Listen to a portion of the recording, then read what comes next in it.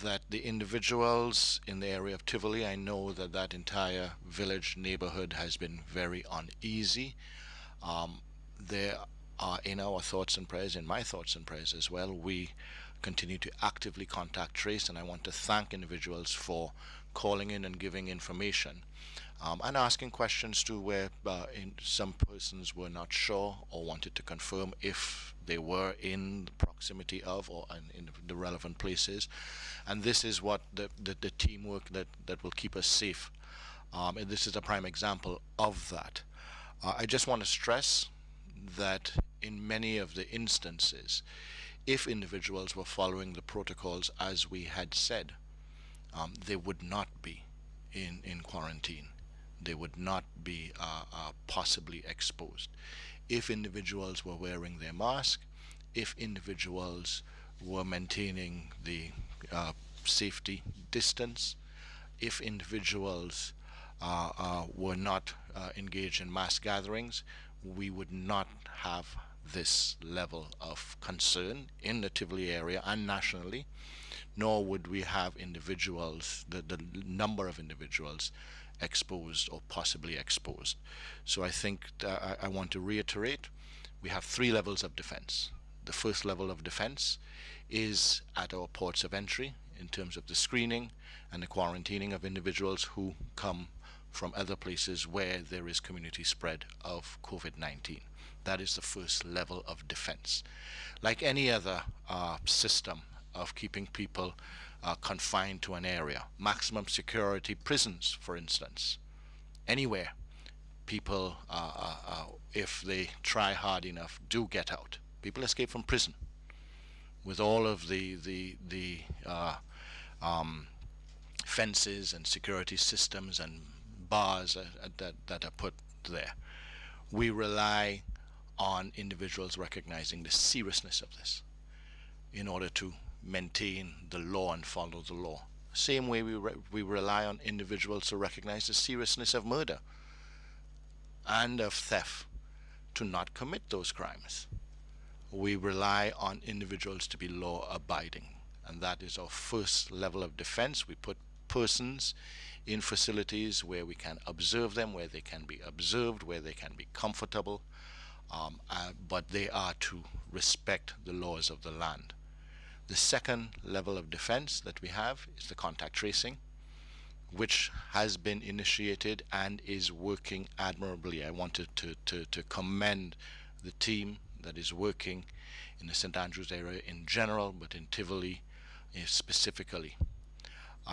That is our second level of defense, to contact trace, identify individuals who were or may have been exposed, and to isolate and observe and test when it is appropriate time-wise. The third level of defense, which is the most important level of defense, is us as a community following the protocols, us as a community recognizing that people may breach level 1 and level 2, but that if we all maintain the safety protocols at level 3, we will protect the nation. So having said that, I turn over to my colleague, Minister, and then look forward to questions or comments from the media. Minister, I think the floor has been turned over to you by your colleagues, so you may go right ahead. Thank you, Madam Press Secretary, and thank you to my colleague. Maybe it might be permissible to remove the mask for a little while. I just following up on what Minister Steele said. It is so true, and I hope persons can, after hearing him, go back and seek to digest what the rationale, what he's saying makes so much sense. How we can protect ourselves. I am aware that there is a lot of concerns. People are concerned for their health. Some people are frightened, especially when we see what's happening in the world, and quite rightly so. But there are lines of defense, as he said, and if we do what we have to do, the flights that came in last week, I saw very good reviews how persons were well attended to when they came in and they felt, that Grenada was on the right track. And I'm sure between then and now, persons might have even improved because, you have to kind of test it to see where your weaknesses are and strengthen. And I know the minister and his team, and we have a multi-sectoral committee working on it, involving all of key stakeholders, health, police, immigration, tourism, and so on. And I know they're doing a fantastic job, and I want to express compliments to them. But it is very troubling because as we open, people are saying, don't open, don't bring people in. But I think, and I want to be honest, the problems we've had and the problems other countries have had are more with locals than with foreign visitors coming in. That is a reality. And for obvious reasons. The locals know where to go, they know where the lime is, they know, if they rent a vehicle, where to go, or a friend pick them up. The tourists do not have that. And I'm not saying that in defense of them, but it is indeed a reality. And what we've been aggressively working on, the tourism bubble, it still has its weaknesses, but we're working so that certain hotel accommodations, based on the amenities that they have, will be able to accommodate certain things and to allow persons to do certain things like maybe swim in the pool if it is scheduled properly and so on. Whereas in a home with family or so on, and one would think that people would be very, very careful not to bring any disease to their families.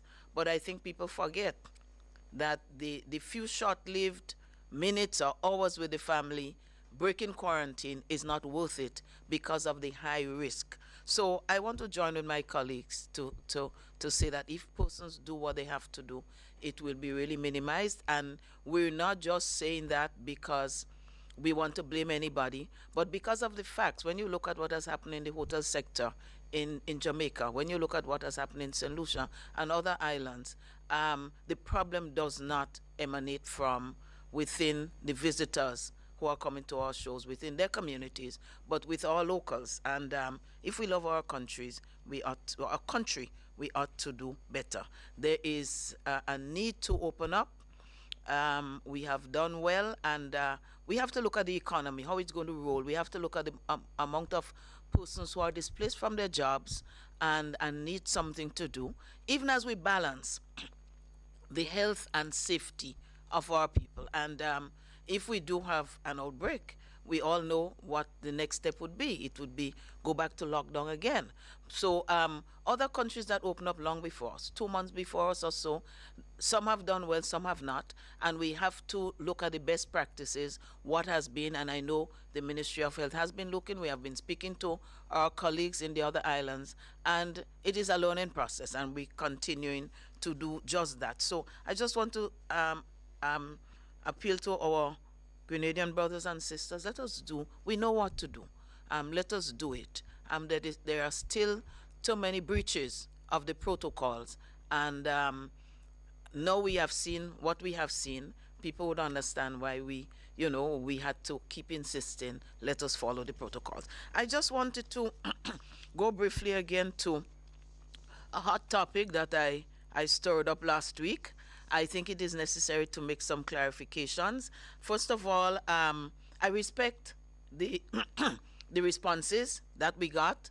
I know Grenadians are concerned about Grenada, and we expect from time to time they may agree or not agree with us or with the minister, and sometimes they might be very correct in what they say, and sometimes it may be that because they didn't hear well or didn't understand. So I think I need to clarify some things and to say thanks to all of those who gave feedback, because we would certainly take those into consideration as we move forward. I will just seek to clarify based on the statement that was made yesterday, primarily to clarify any issues.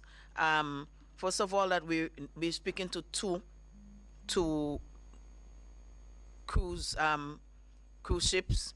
Well, one is a yacht, one is primarily cruising, and we have been in negotiations with them. So nothing has been finalized. I want to emphasize that. And maybe if in my enthusiasm I gave the impression that we had an arrangement and we had given over beaches or we were renting out beaches, I want to clarify that this is not so. We have not finalized anything, and we were given permission by our cabinet to negotiate, and that is where we are at this time. So one of them, which is the Sea Dream Yacht Club, they will start from Barbados. So the guests would be coming from different parts of the world and going into Barbados. They would first have to comply with the protocols of Barbados. Do they have their negative test, 72 hours before boarding the plane and so on. And before embarking on the ship itself, they will be tested again. And they had said that they'll be doing one more testing, but they'll be strictly monitored. So in terms of seeking to ensure safety, those protocols will be observed. So the yacht will come from Barbados. It will go to St. Vincent and the Grenadines. I'm not sure if it's going to the mainland, but certainly it has an arrangement with St. Vincent to do the Grenadines, and it will be coming, it is proposed to come to Grenada. The yacht capacity would be between 50 and 112. Small, perhaps a manageable group if we do what we have to do. So I did mention about beaches and exclusive, and maybe the word exclusive was a little bit strong, but what I wanted to convey was beaches that were not heavily frequented, because you don't want crowds, you don't want mass gatherings in Grenada, whether it's with visitors coming in. We are avoiding that. And so whatever arrangement we have with any groups coming in should follow that very same pattern, that the groups must be manageable and all of that. So there are discussions in terms of how it's going to be done, where they're going to be used. The yacht wants to come in and visit some sites, prearranged, booked, so that some tour operators will get something. We're working out the modality. How can we get vendors to sell in a safe way? And we're counting on my brother here to assist us in that as well. But tourism is doing its part to see how we can do it so that they can start earning something. But we're moving very cautiously. And while we have trained vendors already, we expect they will need some more training again, refreshers, and some more things would have to be put in place. So this is what we are working on. And the other one, which is the Seabourn cruise ship, that one, they have asked to come in. They'll anchor outside, and the smaller the motorboats, smaller boats, they have a particular name, but that always, well, it's tenders, but it's a specific type. But the smaller tenders will take them somewhere to a spot, an agreed to spot, and they will organize some activities from there. They will keep them localized so that they're not circulating in our communities. The modalities are being discussed, so I don't want to go into details at this time. Once some arrangement is made, then or arrived at, not signed or anything, we will come back to our Grenadian people to let them know what we have proposed. So these are the two main things. In the second one, with the Seabourn, we have 5 other islands participating. So that would be St. Kitts and Nevis, St. Lucia, Dominica, Barbados, and St. Vincent and the Grenadines. So we are working together to make this happen. We are still in discussions. There is no sinister motive to deprive Grenadians of their beaches. We are well aware how our people love to use their beaches, and I'm happy to see that. So I just wanted to assure the listening public that whatever decisions are made will be carefully discussed, carefully arrived at, and we will look at the area or the pathway of minimal risk or no risk to our people. and we're still in discussions. One is planning to come sometime in November and one in December. So hopefully, before that, we will have arrived at some kind of understanding that is satisfactory to both sides. The other thing I wanted to mention, there is a situation with British Airways. And persons, thank you, if I may have a little water. British Airways, that happened very recently, that British Airways was all booked to come, had a pretty good load, and then based on the size of the plane, you have to have certain materials so that if there's a fire, in case of a fire, you have to have enough foam to hold the fire and dry chemicals, which they call aggregates. The airport had some of that in storage, and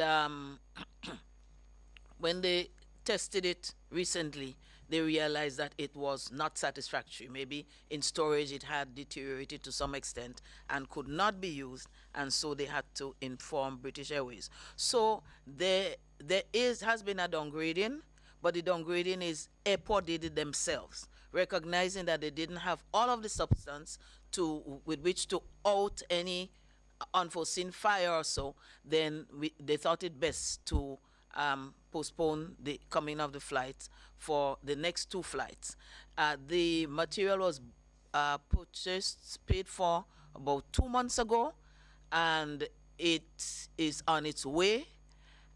We expect it to arrive on the 22nd of this month. So subsequent to that, we'll be able to entertain any British Airways flights. And one may ask why British Airways is the size of the plane.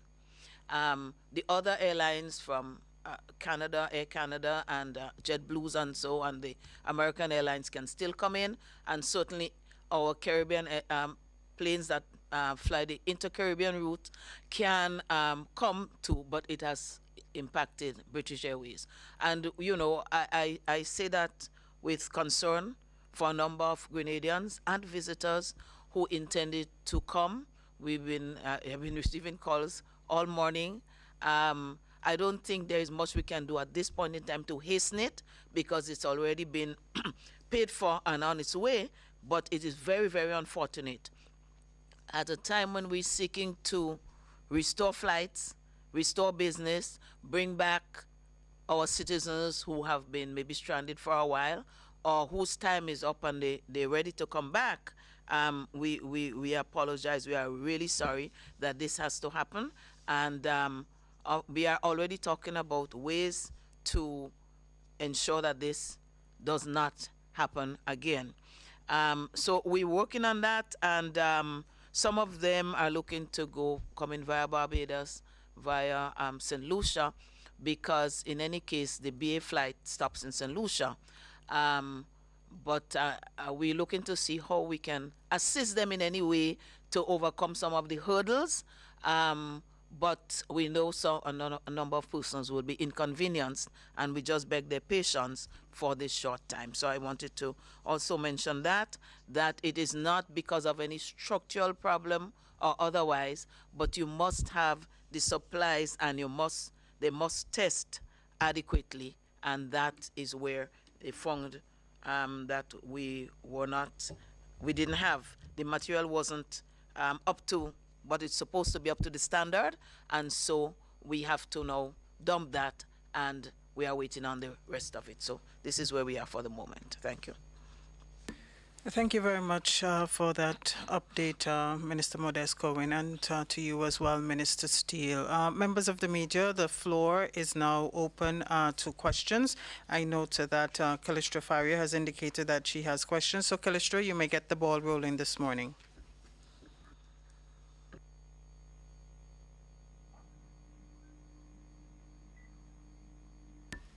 Callistra, you may proceed with your questions. Thanks. You hearing me now? I was having trouble unmuting myself. Yes, I can hear you. You may proceed with your questions. 3 maximum, and then we take a second round, okay? Good morning, Dr. Modeste. Can you say specifically that Grandans Beach, I know you have a list of beaches that you're considering. Can you say specifically whether or not Grandans Beach has been removed from that list, given what Grandans Beach is? It's one of the most widely used beaches by Grenadians. So is it still on the list? Are you still considering that beach? Well, My first question. yes, and in response to that, I did say previously that there is a task force looking at it.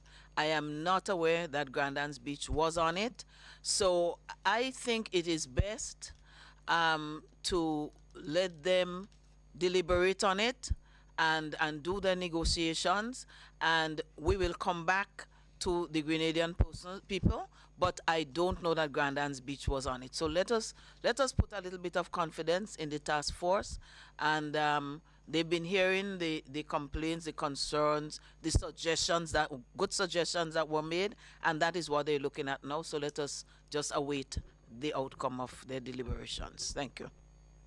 Okay, I asked because last week you said that the cruise ship Seabourn had requested Grandans Beach, and given the fact that we are in a position where we really need to reopen our tourism industry, that's why I wondered whether or not we were still considering their request for Grandans Beach. No, my next question, Minister of Health, good morning. The breach of protocol, I wondered, there's a voice note circulating, it has not been authenticated, of course, claiming that the health officials had allowed the gentleman to leave quarantine because it was day 4. Apart from that voice note, are we properly explaining to people that a negative test on day 1 does not automatically mean, are people understanding, and are we taking great pains both at the facilities and wherever else to explain to people that you can't leave until that test, the fourth day test is received, and that you are cleared at that point? Are we having misunderstandings and ambiguities there? Also, would you consider extending the quarantine period, particularly for Grenadians who are coming into the community? Is that even possible? Given that Dr. Charles said yesterday that the gentleman's sample was taken on day 4, on the morning of the day that he left quarantine, we have a 24 to 48 hour turnover period for test results, which has me a bit confused. If your fourth day test is what determines whether you go home or not, why are we taking samples on day 4 when we won't get the sample for at least a day or 2? Yeah, let me clarify for you, Callistra. The individuals are to remain in quarantine for a minimum of 4 days. They will be tested on day 4. It clearly says, they are clearly told, and they sign to that they must await clearance, results and clearance, and that the results take 1 to 2 days. So if results can be, if somebody is tested in the morning of day 4 and possibly get the results to the lab, and that they can get back the results by the end of day 4, then and it's negative, they would be given clearance. But you were in quarantine not until you were swabbed. You were in quarantine until you were told you are clear to leave quarantine. The individual clearly understood that. The individual believed because he had a negative test on coming to Grenada, and the individual told us that he is tested regularly in Canada, and therefore, as far as he was concerned, he didn't have it, and he did not wait for us to tell him that he didn't have it. He assumed on his own, and he took actions inappropriately because he believed one thing. In fact, up until the second test on Sunday, he was still in disbelief, although we had him from Saturday at our site. We removed him from where he was and we put him into our site where we had the appropriate security, additional security, because we now see him as a flight risk, so to speak, from quarantine, he was still in disbelief until Sunday when we got the second test. So it speaks to the individual. The reason that the test is done on day 4 is based on the science of exposure, and this is a prime example of showing that it works. The science works, telling people that they must stay isolated from us for 4 days before they are tested, and for us to determine when we get those test results back whether they are cleared to enter society with the rest of us. Extending the quarantine period would not be the solution. If people are, or some people are breaching quarantine, and if the science says that we can pick up safely at day 4 whether they are infectious or not, having them stay in quarantine for another 7 days or another 2 days or so before we test them is just going to create more opportunities for them to breach the quarantine. We have used the science to determine that on arrival, if we keep you 4 days and then test you, not before. Now, the people who are tested before are those who are going into home quarantine. They're tested before and still at day 4, simply because we're sending individuals to their own home, and our method of surveillance is a little more stretched there. So we take the added precaution of the additional test on arrival and then a test at day 4. But it's mandatory. Anyone coming in, they must be tested at day 4, and they cannot interact with the rest of Grenada society until receiving clearance after day 4. Thank you very much, Minister. Mikey Hutchinson, you're next.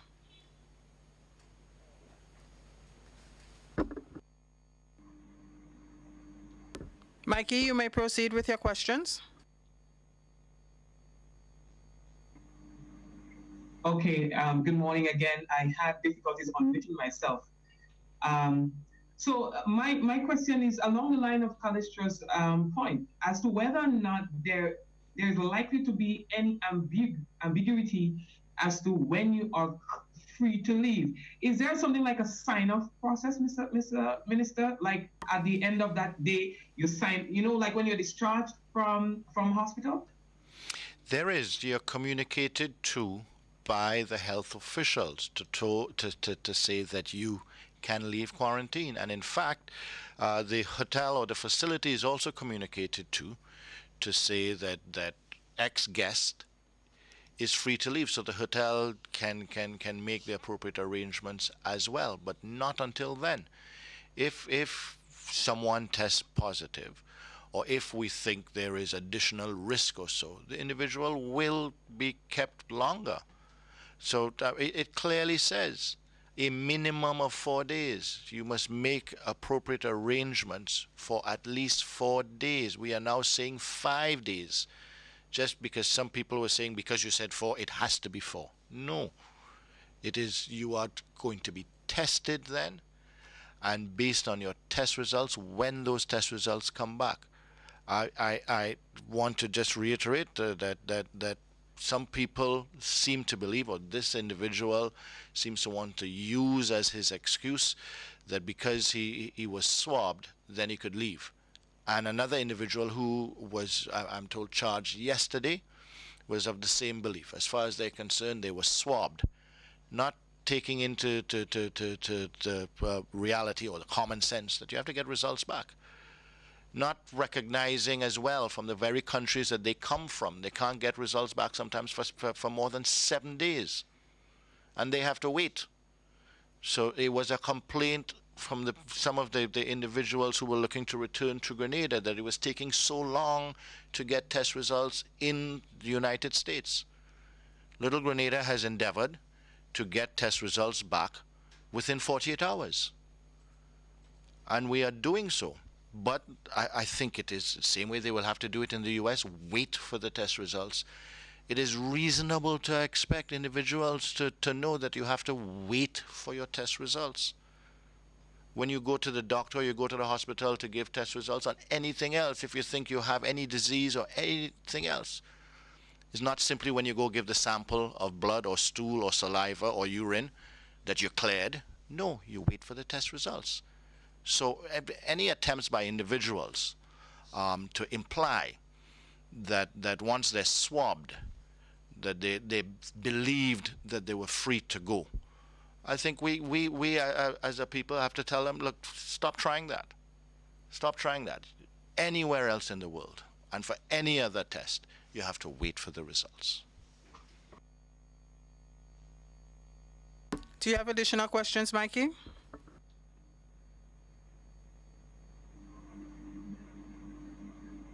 I do. The unmuting process is really slow. I'm sorry. No, I've heard the minister use the word charged when referring to persons who have breached. I need to understand clearly, when you say charge, is it like when there's a criminal charge against somebody, then you have to go to court and then there's a sentencing, or when you're charged, it's like it's a fine that you need to immediately pay? It's a criminal charge. It's a $10,000. So the legal process has it, or the law has its process there. But they are charged, yes, and it's a $10,000 charge. And based on that amount, it makes it a serious charge and does involve our court systems.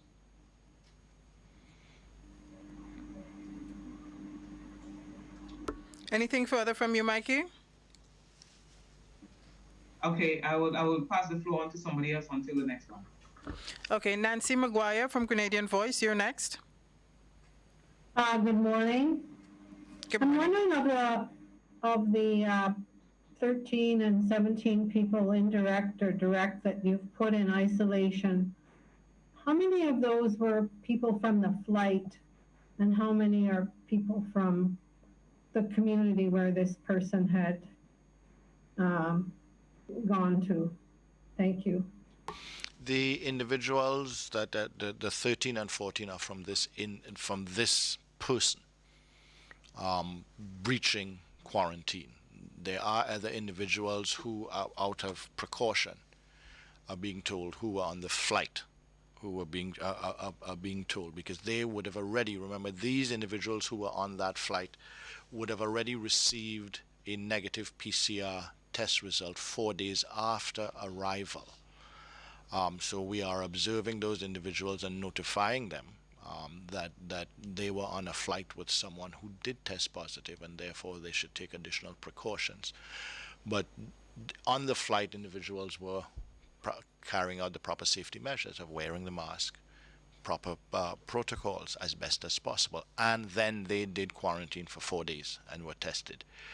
The 13 and 17 individuals since Saturday or on Saturday were exposed to this person, and they are being held in isolation for 4 days, and then they will be tested. So we're following the same science there.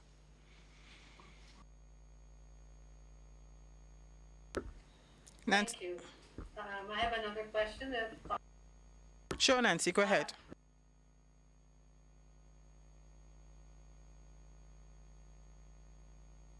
Locals returning home that figure they can get away with not staying or going to an approved place and want to go to their family homes. You had mentioned how overwhelming it was for officials to deal with these people, and you're looking at how to combat that.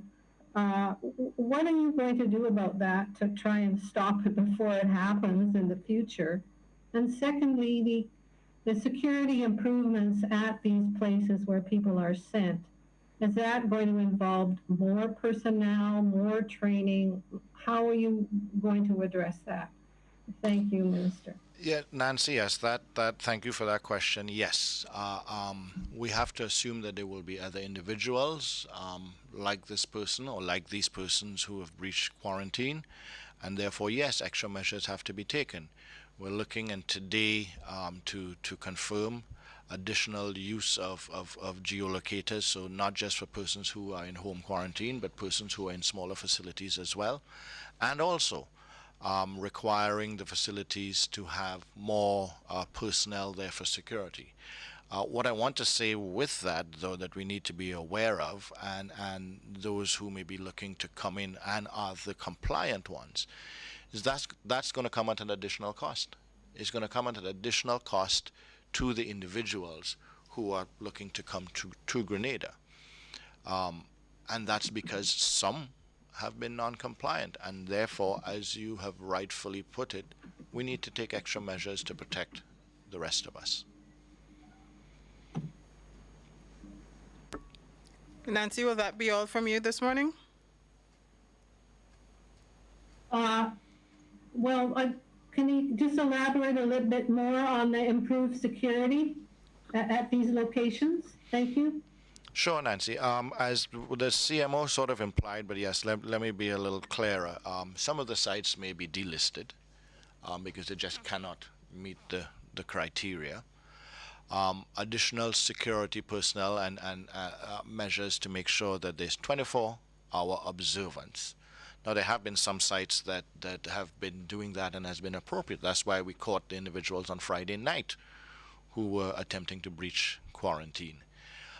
Geolocating watches is another, but that's an additional on top of the board $25 charge to the individual. So they will have to pay for it if they're going to smaller sites or would like to go to smaller sites. Those are some of the measures, as well as the ministry took on additional personnel, contact tracers, from Thursday in collaboration with the Ministry of Tourism, who will be more eyes and ears for us to monitor these sites. We probably will have to consider taking on more individuals to do the monitoring, to make sure that there's compliance across the board, compliance by those who are in quarantine and compliance by the sites who have been approved. Thank you very much, Minister Steele. Rena, the floor is now yours. You may proceed with your questions. Rena Pear, GBN. First off, let me just say I came in a bit late, so if I ask a question that must have answered before the information was given, please forgive me. Minister, could you tell me, have we given consideration as it relates to removing some of the sites listed as mandatory quarantine following these instances of lapse in security? There is a concern that some of the hotels listed in GTA's home staycation program are also listed as quarantine sites. Is this so? As it relates to the Rena, can I just interject here before? Rena, can I interject here before you proceed? If one of the schools in St. Patrick's Anglican School was affected by the person leaving the quarantine site. Okay, Rena, with respect to your first questions, I think the minister, just before you asked your question, he spoke to the possibility of delisting some of these approved facilities. So that has already been answered. Minister, I think you may proceed with the second If I may, question. I just wanted to say that we sent letters out to all of those sites that were approved. By now, they should all have it, warning them that of our concerns and that this was under serious consideration. Yeah, thank you very much. Rena, thank you. I've gone further and spoken. I think the minister did speak to some of the owners of the sites, and I did as well. And I have seen on social media some of those sites announcing to the public that they would no longer be able to carry on certain activities that they were in the past because they are quarantine sites.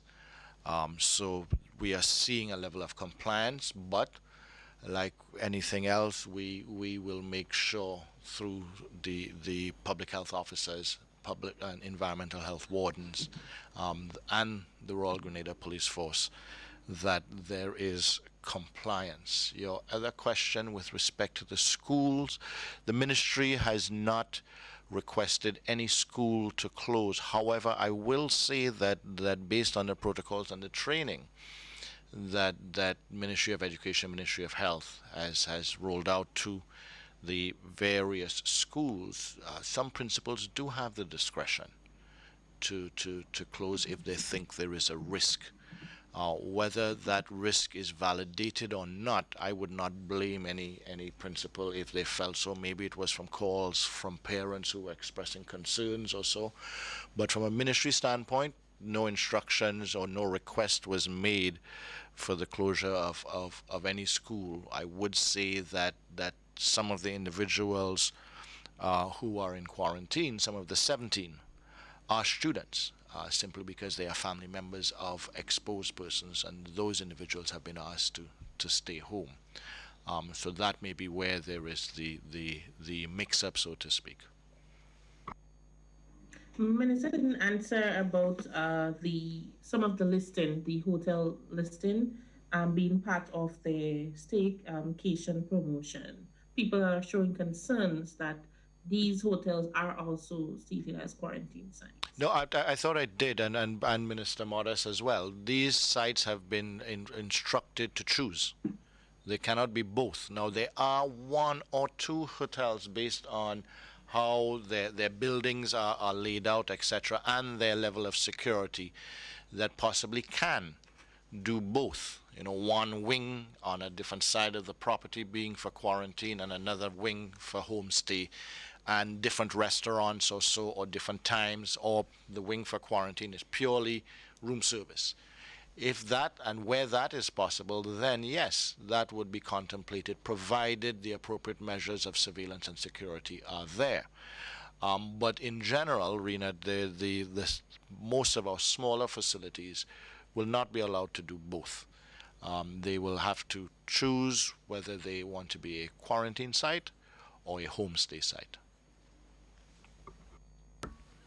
Thank you very much, Minister, and Rena, to you too for your questions. Linda Straker, you may proceed with your questions. Linda Straker, you're up next. Yeah. Hello? Yes, good morning to you, Linda. You may proceed. Right. Just like my other colleagues, seems like I do have a little bit of issue unmuting myself. Good morning to you, Philo, and our ministers. My question is more or less one of clarity. And the Minister for Health mentioned that a person would have claimed that he was regularly tested. Reading up, and my understanding is very few people who will be regularly tested. Is the Minister in a position to tell us what is the occupation of the person for that person to be regularly tested? My second question is, looking at social media, there is concerns coming from some people, and I've asked a question at different times, whether or not there is a system in place for us to validate that the PCR tests that these people are walking with are authentic. Is there such a system in place to confirm that these people are not walking or displaying questionable, fake PCR test results? And the third question for now, one of the things I listened to the radio this morning, a lot of people are saying, oh, our legislation have no teeth with regard to charging these persons. In October, not October, earlier in a couple of weeks ago, we would have had the presentation or the submission to Parliament of the COVID-19 bill. Can the ministers tell us whether or not this bill is still under consideration in terms of containing and controlling COVID in the island? Okay, Linda, thank you for those questions. With respect to the individual, what I had said, and still what we hold to, is that the individual said that based on the job they have, they are regularly tested in Canada. Now, I know certain jobs are not just in healthcare or high risk. Certain jobs, there would be a policy. So in construction, in certain countries, or maintenance, etc., where individuals are interacting by virtue of the job in close proximity with other individuals. But that is his comment to us, and that was his rationale for his belief that he was not positive. That is not taken into consideration for us. As far as we're concerned, he must have a test, regardless of how many tests he had before. He must have one not older than 7 days before his date of travel. Then, upon verification of the test here, all individuals must, on landing, present the copy of their test results for us to verify. And then they're still, regardless of whether it's a gold-plated test result or not. They go into 4 days of quarantine and then are swabbed and tested by our labs here in Grenada before we give them clearance to enter the rest of our community. So in terms of validation of the PCR test that people come in with, we validate based on it being one, an RT-PCR test from a recognized or certified laboratory from the country that they're coming from. This is done as best as possible. We recognize that states have the authority to certify, and that is reciprocal in the same way that countries recognize the government certified laboratories here in Grenada, which is the General Hospital and St. George's University, to do the PCR test. We recognize where it is a state certified entity that they've gotten their test results back from, but still keep them into the quarantine and do our own tests as well. There are instances where we have queried that on individuals landing, and those individuals are immediately swabbed there and tested, as well as still going into the 4-day quarantine. If there are any occurrences where we see somebody purposely try to present a false document, it's the same for immigration or customs. They will be charged accordingly there. With respect to the regulations, as you are aware, based on the public response, mainly from the opposition as well, or opponents, the bill, there was a request for the bill to go into consultation. That bill has gone into consultation. I await feedback from that consultative process. In the interim, we have had to pass certain amendments to existing bills in order to give us, as the public rightfully says, the teeth to enforce the Quarantine and Public Health Acts and protect our citizens from COVID-19. Thank you very much, Minister. Mikey, I know you had some follow-up questions, but I just want to take 2 questions from online before we make the second round of journalists. Minister, there's a query here regarding persons being held accountable. So the person who actually breached quarantine has been charged. Is there any accountability placed on persons who support them? For example, with other charges, you may have aiding and abetting. So family members who assist them in executing that breach, is there any area of the law that speaks to them as well? Yes, as far as I'm aware, the Quarantine Act allows us to charge an individual, the individual, as well as anyone who assists the individual. Okay. And also there is a question here for greater clarity on the new protocols as it relates to the CARICOM bubble. Can you shed some more light? I know there was some change announced just recently. Yes, I was part of the original discussion, or present at the meeting where the original decision was made to create a CARICOM bubble, which would have been Barbados, Dominica, St. Lucia, St. Vincent, and Grenada, and St. Kitts and Nevis, to allow individuals to travel once they have been in any of those countries for more than 14 days and have been negative, to travel freely without the need for a PCR test. There has been a certain amount of uneasiness with this from the beginning, and certain countries did not put it into practice. And also there has not been a common policy or procedure for persons coming from outside of the bubble as well. So I would say that is the rationale, in my opinion, as to why CARICOM has now moved to the point of saying that everyone will require a PCR test on entering any of the CARICOM countries. There will be a different treatment with respect to green zone or CARICOM. So in other words, all CARICOM countries that are in a green zone based on their figures will be treated the same way. That is a negative PCR test, screening at the airport, and then allowed to leave. But there are some CARICOM countries that are yellow and red zone, and are treated accordingly. Simply put, there's now no differentiation between a CARICOM and a non-CARICOM country. It is just based on the level of community spread that you have in your country. Thank you, Minister, for addressing those questions. Mikey Hutchinson? Yes, it's the same question I was about to ask regarding the travel bubble and the recent changes. So that has been answered. But the minister said something that piqued my interest with regards to the charging of persons who breach protocol or who puts the nation at risk. And one would ask ourselves the question as to whether or not the charges fits the crime. Because here we are, somebody's putting an entire economy at risk, the entire country at risk. $10,000 as a charge, that's not necessarily what that person will be fined if and when sentenced, because pleading guilty, of course, automatically qualifies you for a reduction in that charge.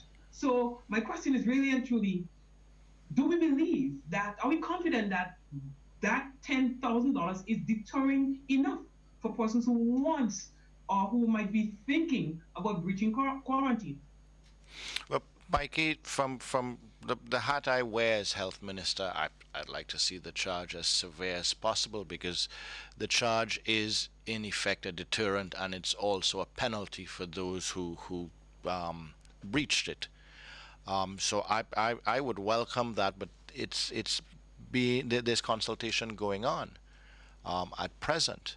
Also, we have to look at such a charge comes when you're up at that level, comes with the possibility of jail time as well, particularly if the individual has not been able to meet the expense or so of the charge. Simply put, I would welcome stricter legislation. I was part of this government initiative to pass a COVID bill, which other members of our community said no to. I do remember the leader of the opposition saying that we have no COVID in Grenada, so why is the government contemplating this? I do hope that she understands now why we were contemplating this, as many of us do as well, why we were contemplating this, as to whether there were certain aspects of it that people were uneasy with. That I have no issue with, and it has gone out to consultation.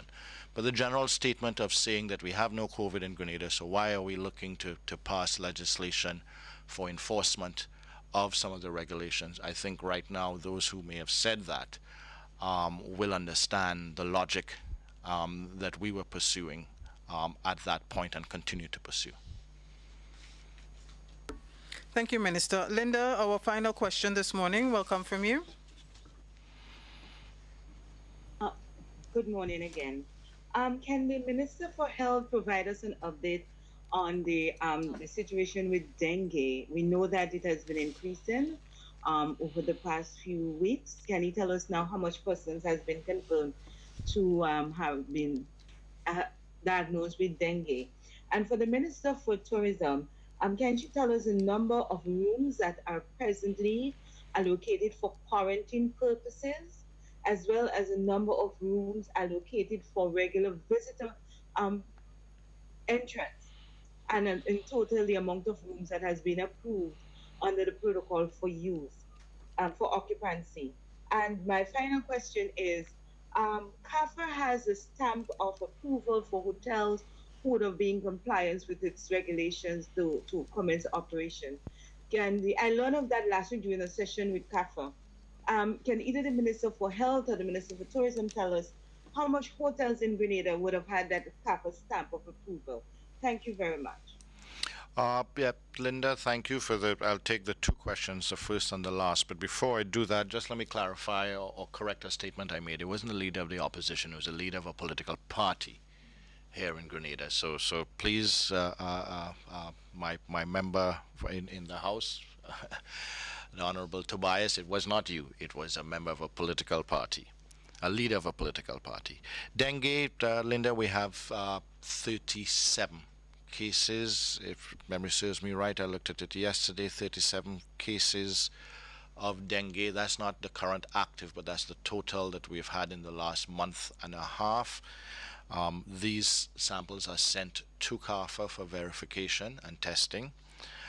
We do have 2 cases of type 3, or had 2 cases of type 3, based on what I've seen, which is the hemorrhagic type. Those individuals, based on the timeline, I would think would have been cleared already.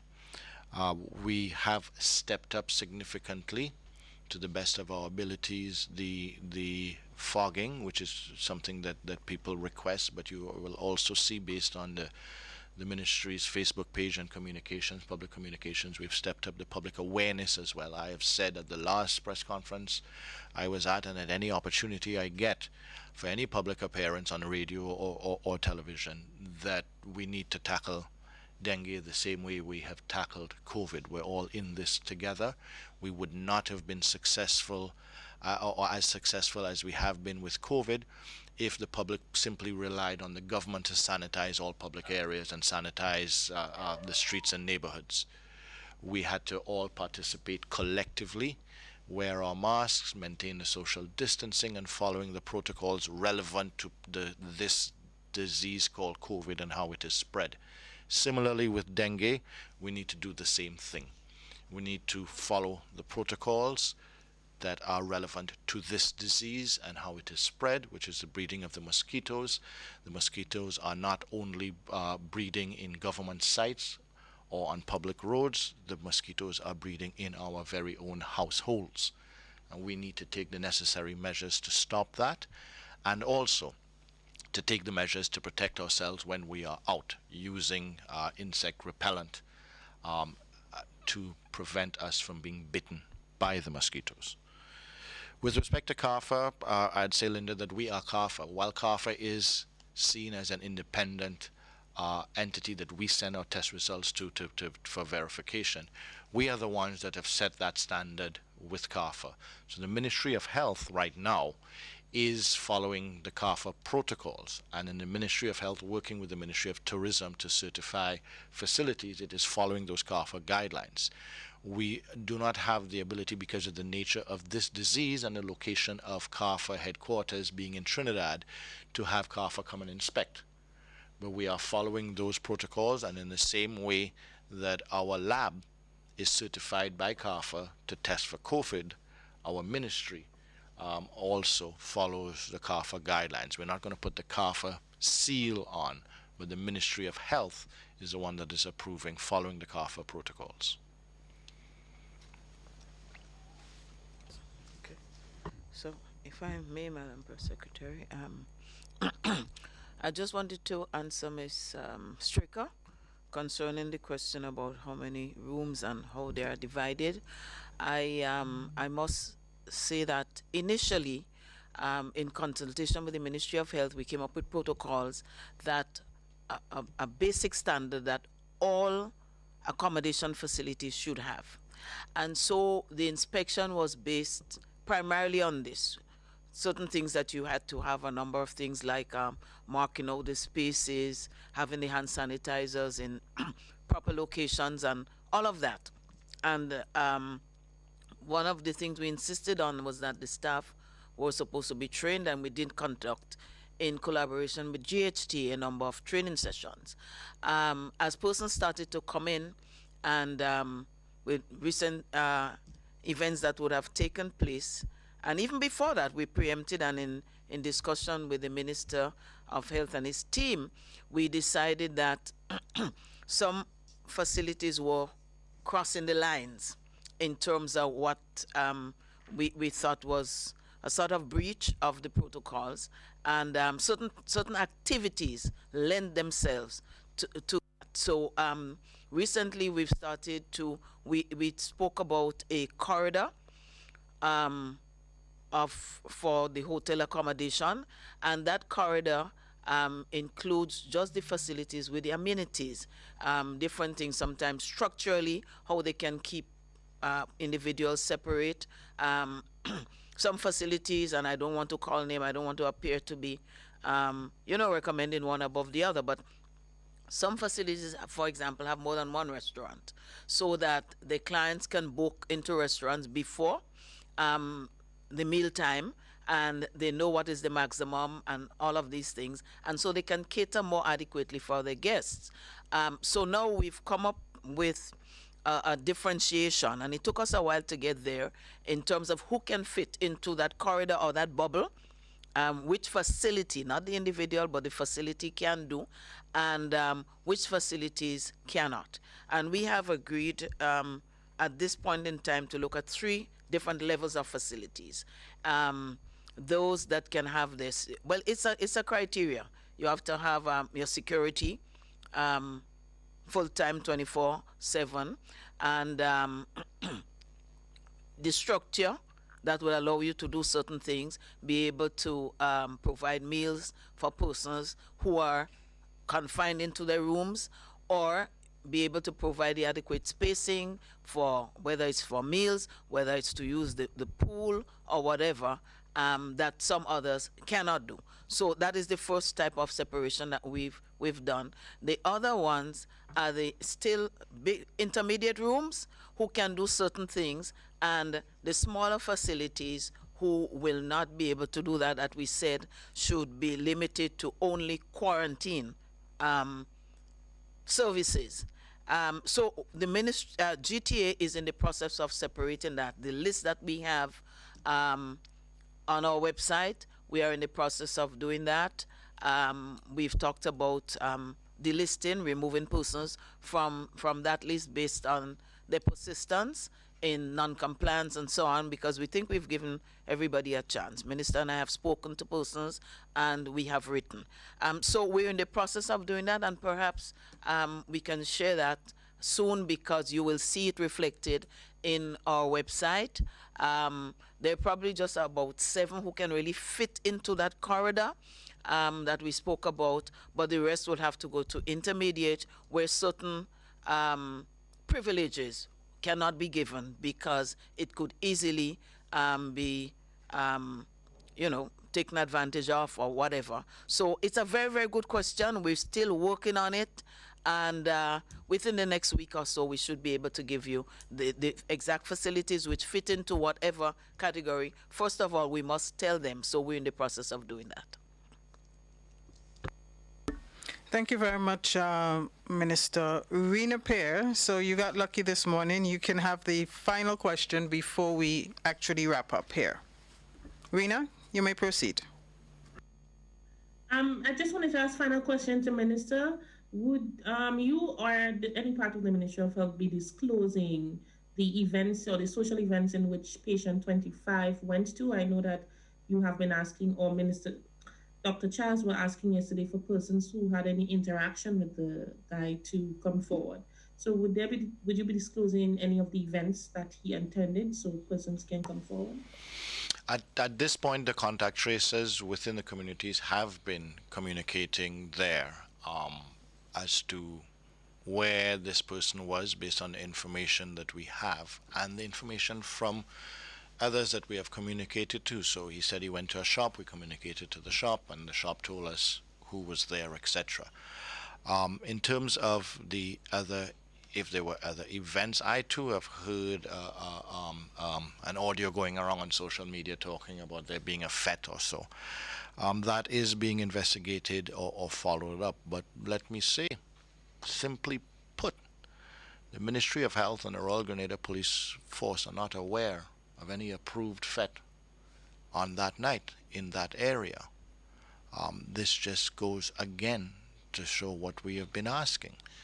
Gatherings above 20, we have been approving for those where possible, and we are asking the community for this very same reason.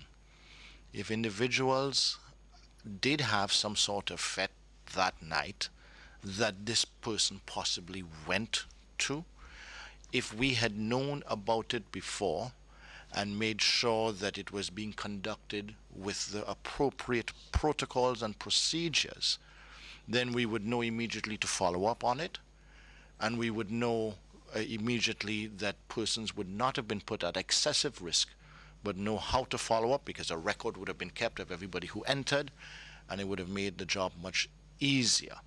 I think what is the problem now that you need to ask is, if there was a fete, the individual who had it or promoted it was doing so against the regulations and therefore may have some difficulty in coming forward to us to say, I did have something there and there's a possibility that this person was there.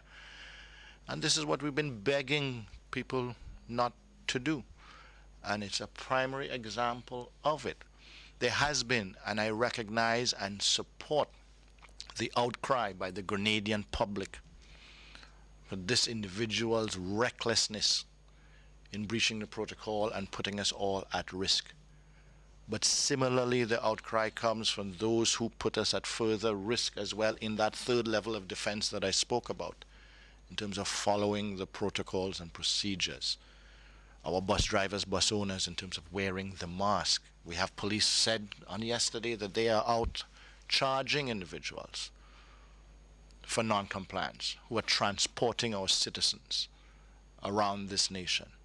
We have individuals on social media telling us that they fear that there was a fete that this person went to, but not taking issue with the fact that somebody had a fete, possibly without permission and total non-compliance.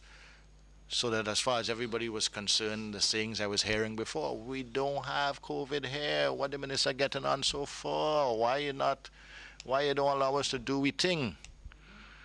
And we have said consistently that it is because of the possibility of this. This individual came home for a funeral. He came home for a funeral to bury a family member on Tuesday coming. Other individuals who have come home for funerals out of the necessity there to bid farewell to loved ones. So we cannot just simply keep our borders closed and not allow our citizens to come home.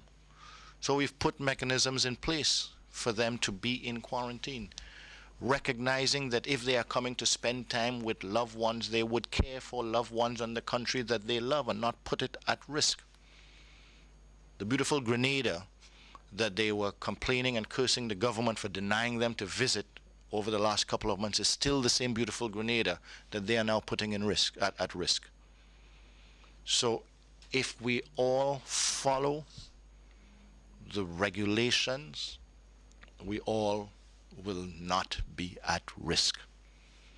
If we breach the regulations, then we are putting ourselves at risk. So I am calling upon members of the public, especially the individual who has thankfully circulated the possibility that there was a fete in the area and the person went to.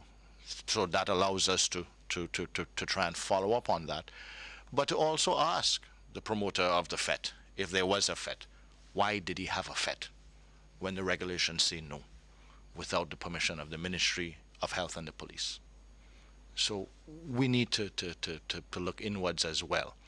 The ministry and I have clearly said numerous times, sitting right here, that we always have to take into consideration the possibility that the first and second lines of defense it's not a perfect thing, that somebody would get through. I have said here that there's a possibility that when the person gets through, they may go to a mass gathering function also.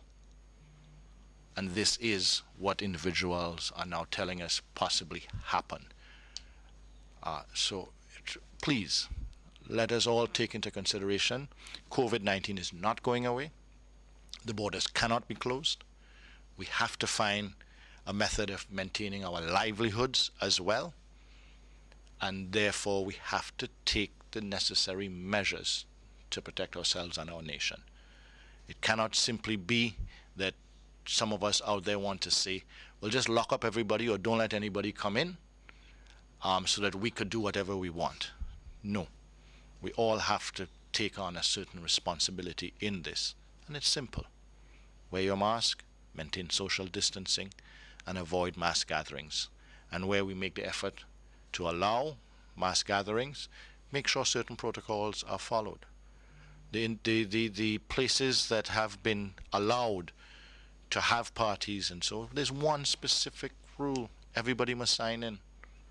You need to know the names of everybody that's there.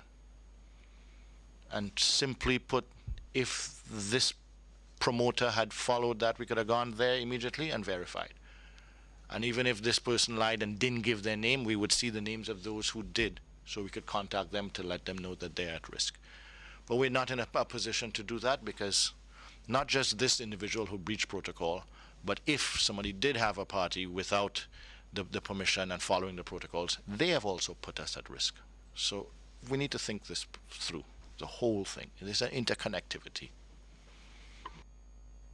Minister, that very much sounded like your closing statement. So I will turn over to our Tourism and Civil Aviation Minister to share her parting words this morning.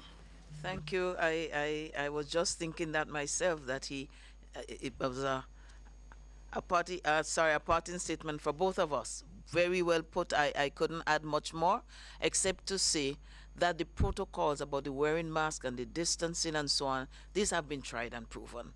Let us not experiment anymore. If it is proven, it is proven. Let us, all of us, commit ourselves to observing the protocols in every aspect of it, and we will see that we can keep our country safe. I believe we can keep our country safe and still get back some economic activity, and both are important.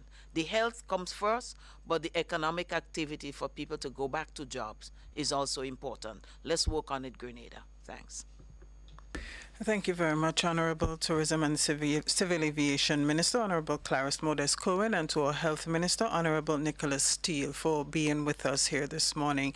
I think most importantly, we have to come away with the knowledge that this is a dual responsibility. Government plays its role via the various ministries and stakeholders, but we as citizens of this country, we also have an individual responsibility to do what is necessary to maintain the recommended protocols. So let us please do that.